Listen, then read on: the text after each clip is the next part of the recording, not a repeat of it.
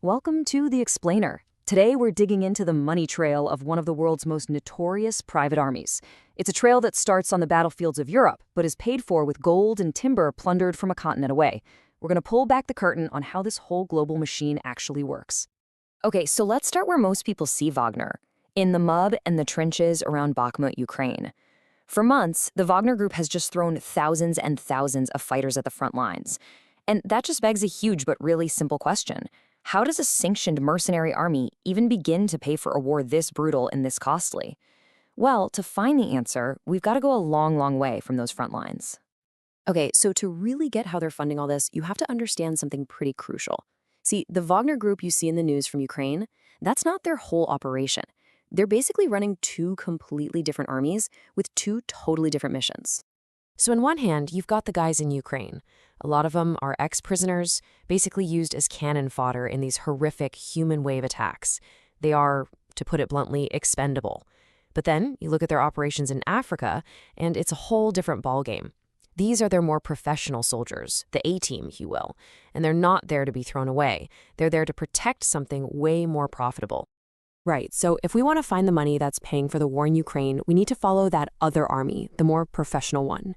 And that journey takes us thousands of miles away, all the way to the continent of Africa, and specifically to the Central African Republic.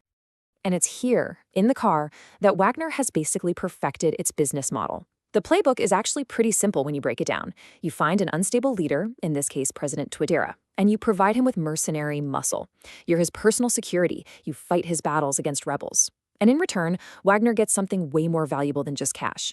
They get a golden ticket, basically, a free pass to plunder the country's incredible natural wealth. Now, of course, you can't just plunder a country in the open, right? So to cover their tracks, they spend a ton on propaganda. In the CAR, they actually funded a feature film that paints them as heroes. You can find t-shirts that say, Je suis Wagner, I am Wagner. There's even a statue in the capital, Bangui, supposedly honoring them for protecting women and children. It's all about crafting this image of them as saviors. But the reality, for the people who actually live there is a complete nightmare. We heard from one man, we're calling him Usman to protect his identity, and after fleeing for his life, he put it pretty bluntly. So back in 2021, Wagner mercenaries rolled into Usman's town. His family, they were doing well. They had a successful gold trading business. Wagner just took it. But they didn't just take the business. They killed his younger brother. They assaulted his sisters. They threw Usman into a makeshift prison and tortured him for days. Somehow, he managed to escape. And get this, he told CBS News that he sees Wagner soldiers right now riding around his old hometown on his motorbike. It still has his name on it, just unbelievable. Usman's story is it's absolutely heartbreaking. And it's a horrifying window into how Wagner operates on the ground, person by person. But now, let's zoom out. Let's look at how they take that kind of brutality and scale it up into an industrial-level system of plunder, all hidden behind this confusing maze of shell companies. This is where the real money is. When it comes to gold, Wagner's control over the entire supply chain is, well, it's absolute. So, step 1, their soldiers just seize a key asset, like the massive Ndasima gold mine. Step 2, a front company that's tied back to Wagner's founder gets the official rights to operate it. And finally, step 3, they control security at the airport, so they can just fly the gold out on cargo planes that, you guessed it, often turn off their trackers to just vanish from the map. And this control isn't just some business arrangement. It is enforced with absolute lethal violence. The Associated Press reported a story just recently where 11 young villagers were shot and killed. Their crime? They were just looking for bits of leftover gold near that Wagner-controlled mine. The message is clear. Stay away or you die.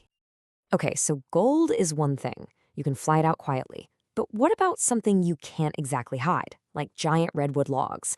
Well, for that, they have a different system, but it's just as effective. So a company called Bois Rouge gets the logging rights from the government.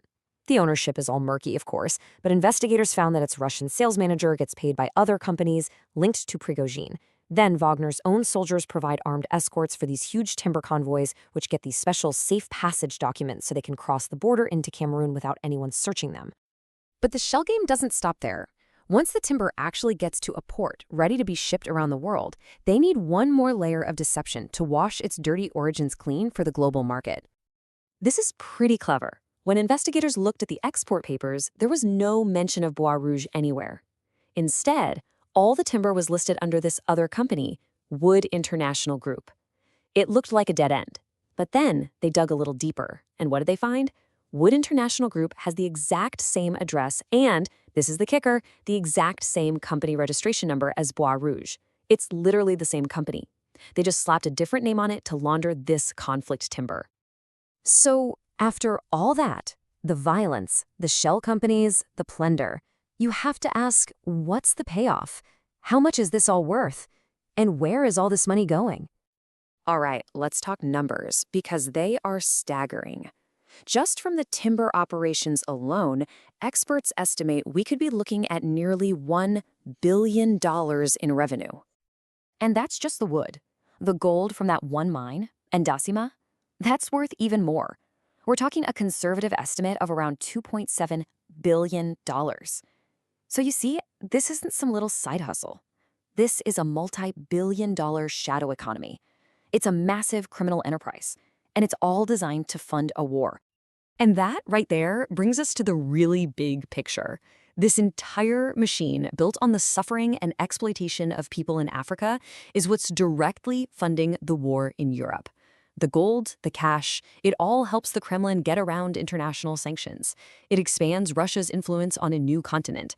And maybe most importantly, it creates this terrifyingly effective blueprint that they can just pick up and drop into any other unstable country. You know, it's like what Usman said. He sees Russia under all these sanctions, but its economy is stable, and he says it's like witchcraft. Well, this is how the magic trick works. So this Wagner model, trading guns for gold, soldiers for timber, it's been tested, it's been perfected, and it's proven to be unbelievably profitable. The really scary question now isn't if we'll see this global machine of plunder pop up somewhere else, but where.